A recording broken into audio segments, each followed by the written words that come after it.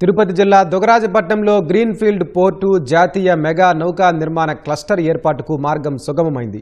వీటికి technical feasibility రిపోర్టును rights సంస్థ తయారు చేసింది. వాటిని కేంద్ర ప్రభుత్వ పరిశీలనకు అధికారులు పంపారు.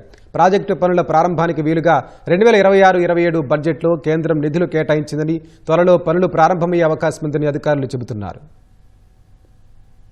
దుగరాజపట్నంలో గ్రీన్ఫీల్డ్ పోర్టు జాతీయ మెగా నౌకా నిర్మాణ క్లస్టర్ పనులు త్వరలోనే పట్టాలెక్కనున్నాయి. దీనికి అవసరమైన సాంకేతిక సహకారాన్ని విశాఖపట్నం పోర్టు అథారిటీ అందించనుంది. ప్రాజెక్టు అభివృద్ధికి 30,000 కోట్లతో ప్రతిపాదనను ఏపీ మారిటైమ్ బోర్డు రూపొందించింది. రాష్ట్ర విభజన చట్టం ప్రకారం దుగరాజపట్నం పోర్టు అభివృద్ధికి కేంద్రం నిధులు సమకూర్చాలి. ఈ ప్రాజెక్టు ద్వారా ఏటా 5 లక్షల టన్నుల సరకు రవాణా సామర్థ్యంతో యాంకర్ షిప్ యార్డు, నౌకా నిర్మాణం, నౌకల మరమ్మతుల వ్యవస్థ అందుబాటులోకి రానుంది. ఇందులో కేంద్ర, రాష్ట్ర ప్రభుత్వాల ప్రతినిధులు ఉంటారు. త్వరలో దీన్ని ఏర్పాటు చేస్తామని, దుగరాజపట్నం ప్రాజెక్టు అమలులో ఎస్పీవీ కీలకంగా ఉంటుందని అధికారులు తెలిపారు.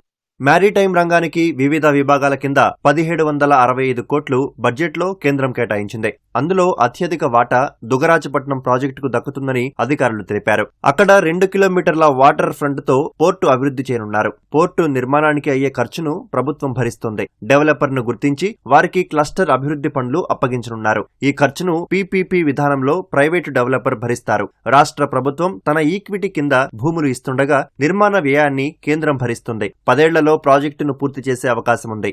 నేషనల్ మెగా నౌకా నిర్మాణ క్లస్టర్ ఏర్పాటు కోసం భూములు సేకరించి ఎస్పీవీకి బదిలీ చేసేందుకు రాష్ట్ర ప్రభుత్వం ఏపీ మారిటైమ్ బోర్డు సీఈఓకు అనుమతులిచ్చింది. దీనికోసం 2170.7 ఎకరాలు కావాలని రైట్స్ సంస్థ తన నివేదికలో పేర్కొంది. తిరుపతి జిల్లా వాకాడులో 1995.04 ఎకరాలు, నెల్లూరు జిల్లా కోట మండలంలో 175.66 ఎకరాలు ప్రాజెక్టు కోసం సేకరించాలి. దీనికోసం 544.3 కోట్లను రాష్ట్ర ప్రభుత్వం కేటాయించింది.